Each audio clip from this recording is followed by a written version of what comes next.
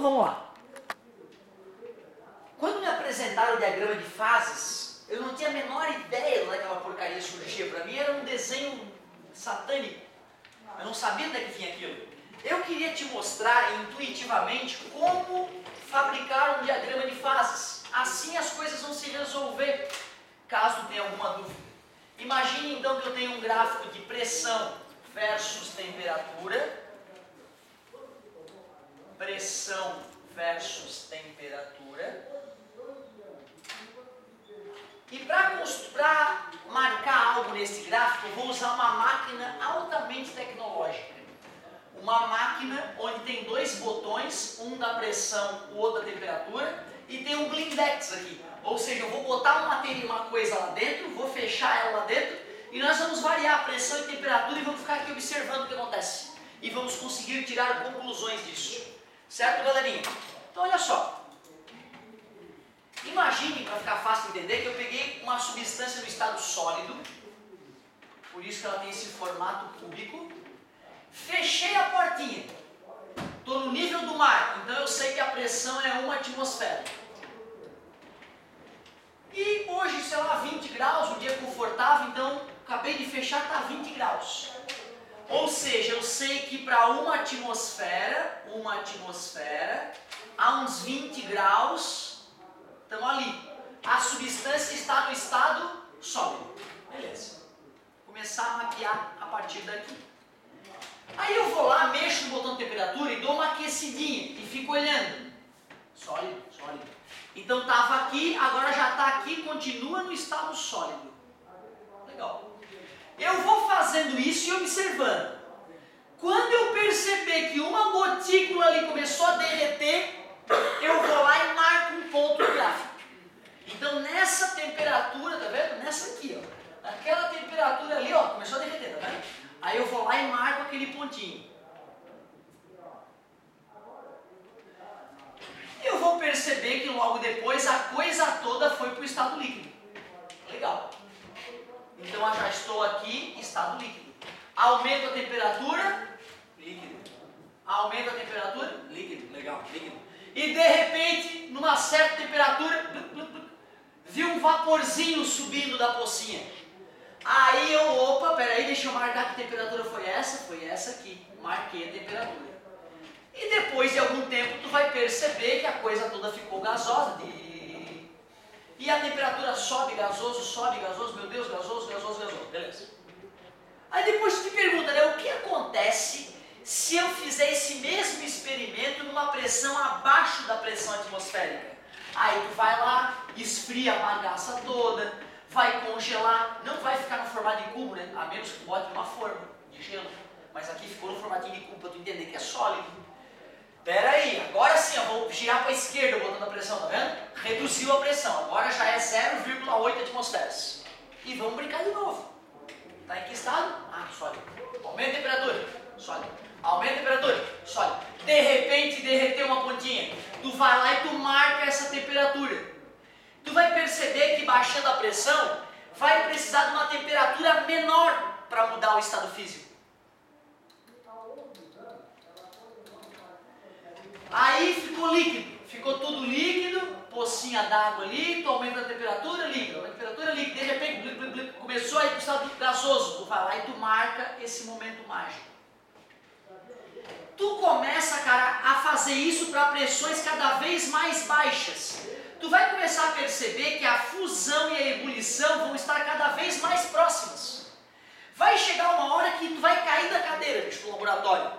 Tu vai perceber que direto do estado sólido vai para o estado gasoso, não vai apresentar estado líquido. Ou seja, tu vai começar a marcar um ponto só aqui. E assim vai. Depois tu brinca de liga ponto. E surge o diagrama de fases. Então tu vê o que é o maldito diagrama de fases. É um gráfico bobo que a gente faz, observando a substância mudar de estado físico com diferentes pressões e temperaturas. E marca esses momentos, onde ela muda de estado físico. Depois que tu marcou esses momentos, tu faz linhas ali. E assim o aluno tem que entender que isso aqui é sólido, que isso aqui é líquido, e que o resto todo é gasoso. Ou seja, eu te dou um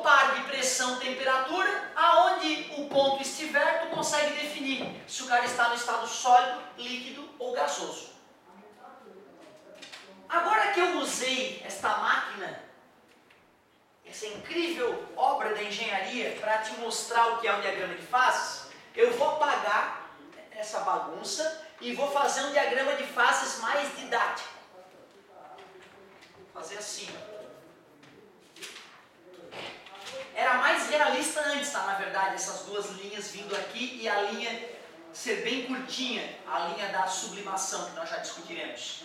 Mas para expandir a brincadeira e para dar nome aos bois aqui, ó, vou chamar isso aqui de PC, vou chamar isso aqui de PT, pelo amor de Deus, tá? É só uma sigla boba, certo? Eu não tenho nada contra o PT, só contra todos os partidos políticos, todos, quero que explodam todos, só isso, certo? Nada contra o PT em especial.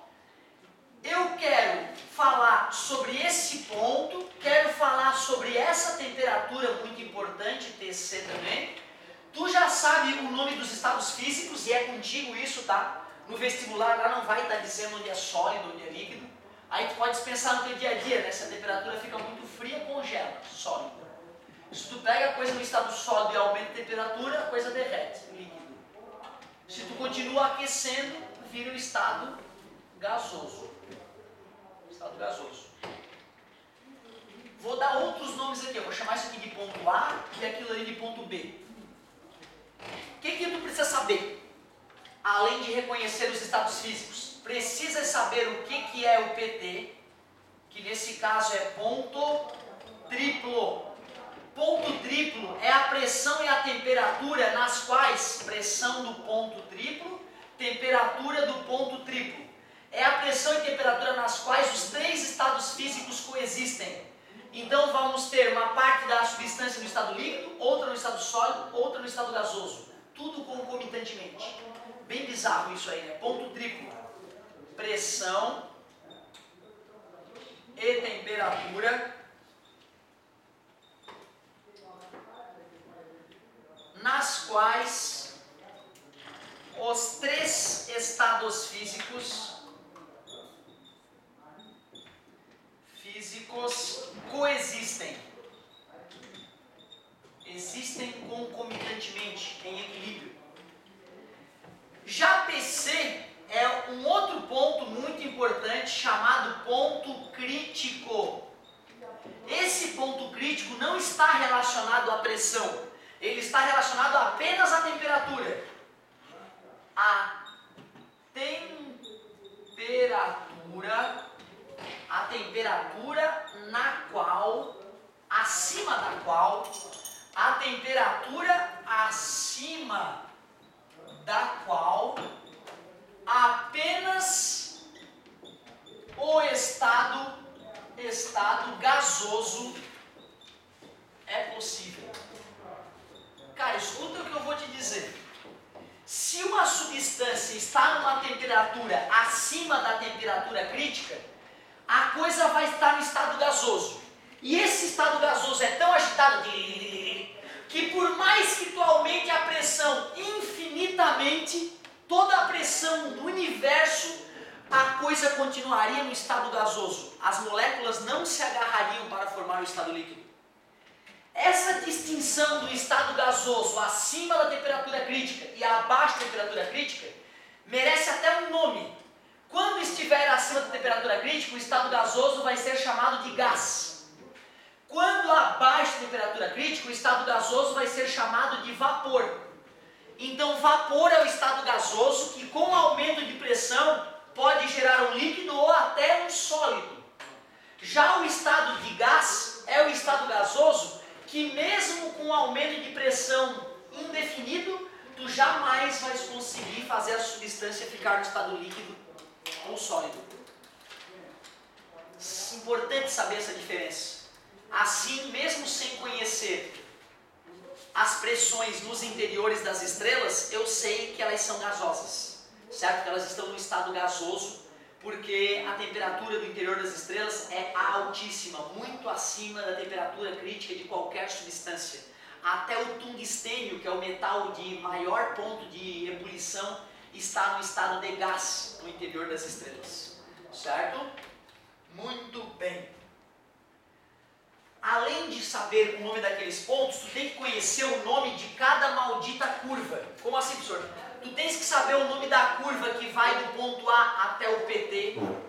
Tens que saber o nome da curva que vai do PT até o B. Pelo amor de Deus, olha essa sigla, cara. Isso não dá um infarto no cara. Tens que saber o nome da curva que vai do PT até o PC. E finalmente... Não, acabou. 3 curvas apenas. Só isso. Ô galerinha, como é que é o nome da mudança de estado físico que vai do sólido direto para o gasoso? Por isso que essa parte da curva é chamada de curva da sublimação. E o nome do estado físico que passa do sólido para o líquido? Fusão. Por isso que PTD, ai meu Deus, é a curva da fusão. Professor, eu poderia chamar de curva da solidificação, já que de líquido para sólido é solidificação? Sim, poderia, mas é menos comum. A gente geralmente usa o nome da transformação que ocorre com o aumento de temperatura. E finalmente a curva PTPC, que divide o líquido do gasoso, como o nome disso é ebulição, a gente chama de curva da ebulição ou da vaporização. Curva da vaporização. Meu querido, se tu sabe reconhecer onde é sólido, líquido e gasoso, entendeu o ponto triplo, entendeu o ponto crítico, que está relacionado à temperatura crítica, uma última função é esperada de ti diante de um diagrama de fases. Conseguir reconhecer, através do diagrama de fases, se a substância é de dilatação anômala ou não. A grande imensa maioria dos diagramas de fases tem aquela cara ali que eu demonstrei para vocês. Porém, alguns diagramas de fases apresentam uma cara levemente distinta, assim, ó. Essa parte, em vez de a curva da fusão acompanhar a curva da vaporização, a curva da fusão vai para o lado oposto, ó, formando um chifrinho do bem, olha só. O que é marcante nesse gráfico aí? O que é marcante é que uma substância que está no estado sólido, ao ser pressurizada, vai para o estado líquido. Algo que não ocorre para substâncias normais, ó.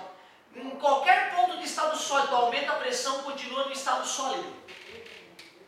E aí eu te perguntaria, antes de te falar quem são os culpados desse diagrama aí, ou quais são as substâncias clássicas. Tu já escutou falar em patinação no gelo?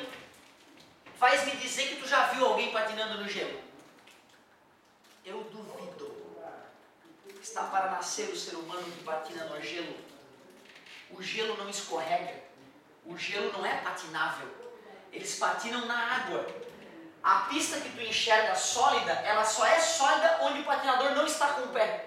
Quando o patinador pisa com patins no gelo, a pressão aumenta e debaixo daquela lâmina surge água líquida. Ele está deslizando sobre a água, nunca sobre o gelo.